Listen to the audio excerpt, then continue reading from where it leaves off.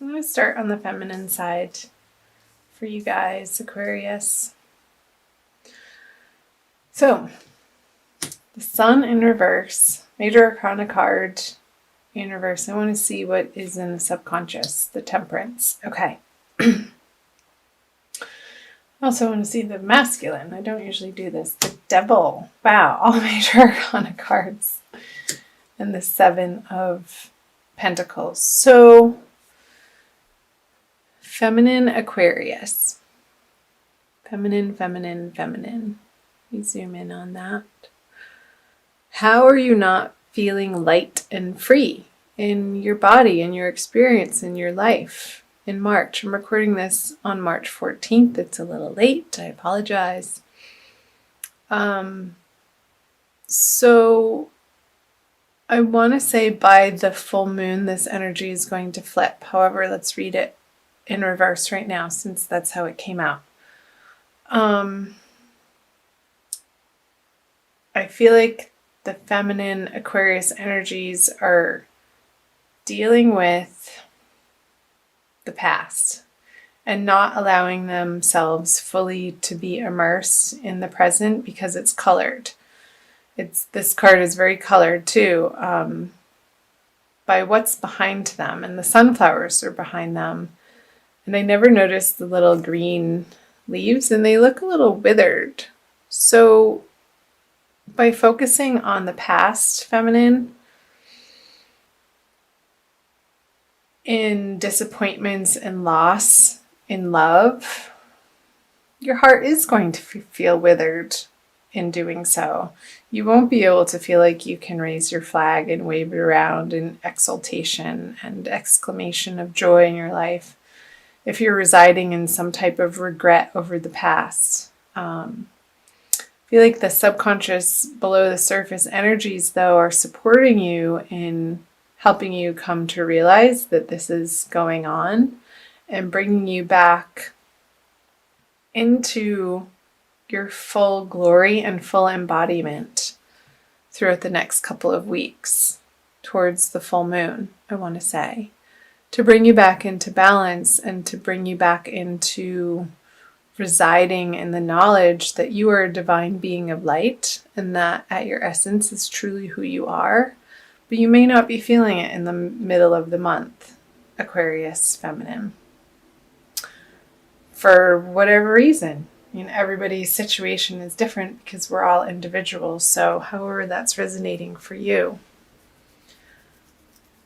So there'll be more information up here. Let's move over to the masculine with the Devil. It could be, now that I'm looking at both sides, that the feminine is in this energy of regret because the masculine is over here sort of steeped in his own attachments and desires and mire and a little bit of darkness, and that's affecting the feminine from feeling like she can shine, because feminine, you're letting it. Nobody has control over you but you. However, certain relationships and people in our lives can hold sway and can pull on our heartstrings in a way that feels like it is out of our control, but that's just an illusion. That is not the truth at all. And so the masculine here, dealing with maybe some form of jealousy or addiction or attachment in his life. And again, I say his, him, he for masculine, and she, her, whatever for feminine. But we all, I'll reiterate this again. I say it in all my videos, or I try to. We all have both masculine and feminine. So you could be a female that relates more to masculine energy this month, and it could flip-flop, or just in general in your life. I feel like he's distracted from the feminine in this internal experience that isn't necessarily so pleasant, but necessary, because he's needing, there's this underlying desire to move in a better direction. And feeling like he has to make a choice, but that none of the choices are really lighting his fire up. It's just sort of a ho-hum energy. Been there, done that. Well, what's next? And masculine, I feel like you're, in order to move through that ho-hum energy, to step into a form of gratitude and appreciation for immediately what's in front of you, and things all of a sudden, you could be sitting in the same chair and the next breath feel like everything is completely in hypercolor when before it felt black and white.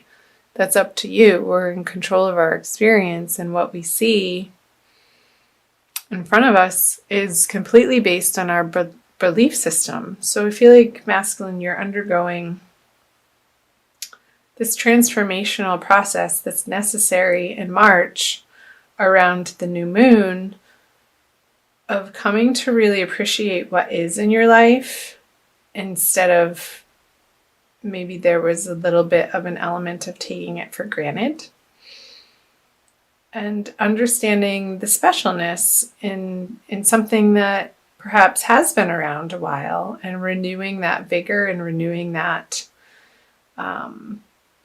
passion for life in a holistic way, not in a needy way, or not in trying to fix something. And not feeling trapped. Like I just got, with the chains around their neck, the masculine could be feeling a little bit trapped in his situation or circumstance that has been swirling around him. And he's trying to understand what the next best move is for the highest good of all. But he's so heavily being influenced by his belief system that needs to be illuminated, and take the time for it to be illuminated. Let's see what's in his above board conscious energies is the 9 of Wands in reverse. So the masculine is feeling a little weary, and that whatever is in front of him that he's presented with, he just doesn't have the muster to be able to fight for it at this time. In the outer world, and I'm wondering if it has to do with the feminine, because he's looking in her direction. I want to see what her conscious energies are. So the 6 of Wands. I feel like the feminine has her own thing going on, Aquarius, to the point where she's deciding now to move through this upside down sun energy. Like, okay, well, the masculine's over there sort of steeped in a little bit of negativity right now. And it's not permanent. It doesn't feel like a permanent energy at all, but something that he's moving through. She's going to focus on the areas of life that feel like are successful and are working, and keeping on the track of those areas of life to build the momentum so that she can feel happy in her heart, regardless of what he's doing over here, meddling through some muck. And I wonder if the masculine is looking over to her thinking, I don't feel like he's going to say this out loud, but it's more of an internal thought of, why is she so happy over there? What does she have to celebrate? But that's, and a little bit of envy coming from him. But it's very short-lived, and then it turns into a curiosity to want to know, like, what she's up to and how she's doing it, and how she's pulling herself up by the bootstraps and really taking on these healthy patterns and habits and behaviors of her that ultimately act as an inspiration to him. So curious messages, Aquarius. Let's flip over the central. Yeah, there's definitely a disconnect here between the masculine and feminine Aquarian energies in March. There's some sorrow and an effort to understand what happened and maybe what went wrong between two people. And there's a little bit of some dwelling on the spilt cups, when in reality, that's already happened. And there's a process of feeling it to heal it, Aquarius, for both of you. And the circumstance and the situation and all of the details of that, of course, are going to be particular to you in your life. So I want to say, allow this process to happen. Don't fight it. Don't try to cover it up or say that it's not there or put on a tough act or show or skin.